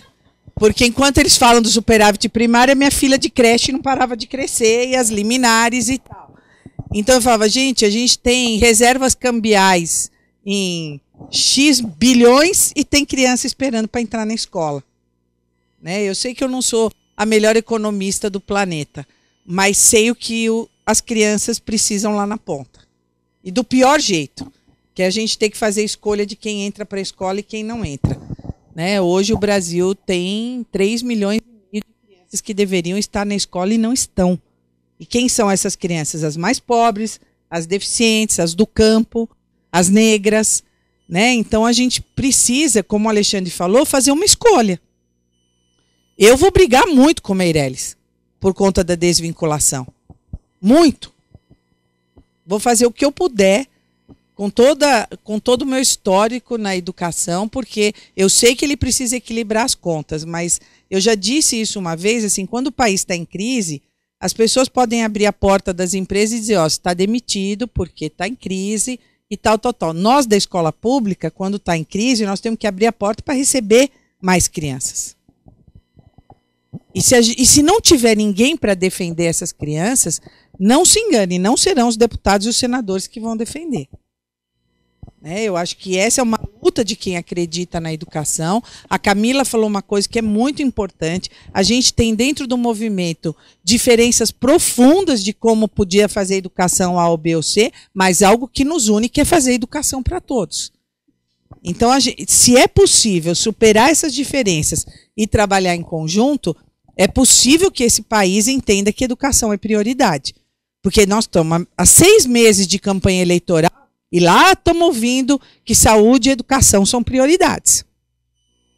São prioridades e um deputado, eu não votei em ninguém para ir lá desvincular dinheiro da educação, que foi tão difícil a gente conseguir a vinculação. Então, vamos lá, vamos fazer. Agora, sem dinheiro, esse país, até se eu pensar do jeito mais capitalista possível, até investir em educação dá retorno, tá, gente? Cada dólar investido em educação são 7 que eu economizo lá na frente. Então, se a gente quiser pensar só com cabeça de capitalista, educação é um bom negócio. A ignorância custa muito mais caro. Muito mais caro. E se a gente deixar passar essa desvinculação, a gente pode esquecer as crianças mais pobres, pode esquecer a inclusão das crianças com deficiência, porque a gente não vai dar conta de fazer. Se cidades ricas, como a que eu já fui gestora, que o Alexandre foi gestor, não tinha lugar para todo mundo, no restante desse país, e não é no resto desse país, mas no restante desse país, vai ser muito mais difícil. Então, para aqueles que vão para a carreira política, por favor, a gente está vivendo uma janela demográfica, um bônus demográfico que não vai se repetir. Nós temos agora mais crianças de jovens do que adultos e idosos. Então, agora é a hora. Ninguém pediu 10% do PIB o resto da vida. Nós pedimos 10% do PIB durante a vigência do PNE por conta do bônus demográfico. A hora que esse país for um país de idosos como a Europa e ignorantes, vai ficar caro a Previdência. Esse rombo vai ser pequeno perto do que a gente tem. Então, defender a base, defender dinheiro para educação, não pode ser uma tarefa minha, do Alexandre e da Camila. Precisa ser de todo mundo se a gente quer um país melhor. Senão é melhor pegar a mala e ficar aí dizendo que Miami é melhor. Tá bom? Muito bom. Bom, pessoal, queria, em nome da RAPS, fazer alguns agradecimentos. Primeiro a todos que estão aqui, todos que estão acompanhando. Eu vou de novo dizer a frase da Camila, é espetacular para a gente que é militante da educação, que trabalhou e que trabalha, ver um auditório cheio na véspera de um feriado, saindo daqui às 9 da noite, gente querendo discutir, isso é muito bom. Segundo, agradecer à Fundação Lehman, que nos recebe, pela parceria institucional e pela parceria que nós ainda vamos fazer. Agradecer as duas por ter feito esse debate tão rico, as duas estão aqui disponíveis para discutir com a gente, quando também poderiam estar arrumando malas ou eventualmente fazendo outras coisas, mas discutindo algo que é muito importante para o país. Segundo, dizer que para a base, mas não é o segundo, dizer que a base ela é algo que vai garantir a equidade, e nós todos temos que trabalhar para que cada um dos nossos alunos possa ter o direito de aprender. E para que os pais saibam o que esse aluno tem ou não tem que aprender. Para que o professor esteja seguro e bem formado para ensinar. E sabendo o que ele deve ensinar. E eu acho que a base é um elemento fundante para que isso aconteça. Por isso esse debate, para nós da RAPS, é muito importante. Dizer para os nossos, também que os nossos líderes que não estão aqui, todos esses debates viram um documento que é circulado entre as lideranças, desde o governador de Brasília, aos senadores, aos candidatos. Hoje a RAPS vai ter nessa eleição 73 candidatos, e é uma rede interessante porque a gente tem do Partido Novo, que é um partido novo e liberal, até o PSOL. A gente tem PSOL, ou seja, que é um partido que está lá na esquerda, dando a mãozinha para o Novo pelo outro lado, às vezes, mas eu acho que isso não é uma piada, mas acho que é um espectro muito grande, e as pessoas vão lá e debatem tranquilamente, sem chutar a canela de ninguém, e discutindo, procurando as convergências possíveis. E a base e a educação de qualidade, eu acho que é algo que é algo que pode fazer com que os políticos possam ter essa convergência. São 73 candidatos esse ano e todos eles vão estar trabalhando estas questões, vão estar construindo também para 2018 uma visão de futuro coletiva, levando para os seus partidos. E não era o tema a questão do financiamento, mas eu acho que tudo que a Cleusa disse com muito mais brilho do que eu posso dizer, eu poderia dizer, a gente tem que levar também. Eu acho que assim, a hora que a gente desvincula dinheiro da educação, esse dinheiro vira asfalto. Então é isso, esta escolha que a gente tem que fazer. E ele vira asfalto mesmo. E não é impossível que não vire. Acho até o seguinte, e portanto acho que a gente tem que estar de olho onde a gente nestas medidas e de alguma forma agir dentro daquilo onde a gente puder contra esse tipo de medida. Acho que a gente deve buscar até um superávit primário, mas não à custa da educação, não à custa do dinheiro da área social.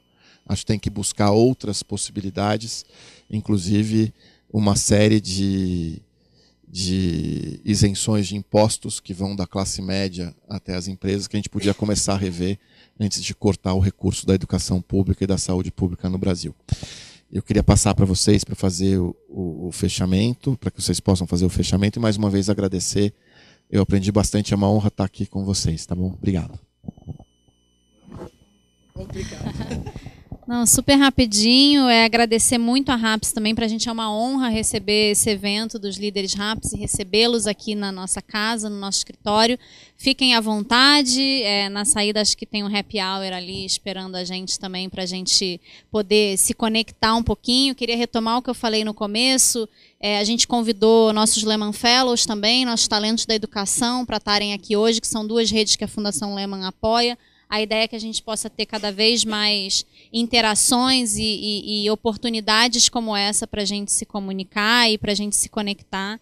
Muito obrigada, Alexandre, por ter mediado aqui essa nossa conversa. Obrigada, Cleusa, por estar aqui. Vocês por estarem aqui prestando atenção nesse debate. Eu falo que a base, assim, eu fico feliz e emocionada de ver um debate de política educacional que está discutindo o que acontece dentro da sala de aula. O que as crianças devem aprender na escola. A gente discute tanto por muito tempo, né? E muito mais o financiamento, a merenda, a infraestrutura, outros aspectos. Assim, eu acho legal a gente fazer uma discussão de política educacional pedagógica, assim, né? Aquilo que está se passando dentro da sala de aula. O editorial da Folha de São Paulo discutindo se fração é no 4º ou no 3º ano. Assim, eu fico animada. Assim, eu acho que pode ser uma coisa muito bacana mesmo para o Brasil e acho que estamos caminhando aí nessa direção. Obrigada pela presença e pela atenção. Eu queria agradecer, dizer, eu acho que deu para perceber, eu tenho uma paixão e acho que vocês, assim como eu, nós somos privilegiados, nós somos uma camada da população que teve direito a acesso à educação superior.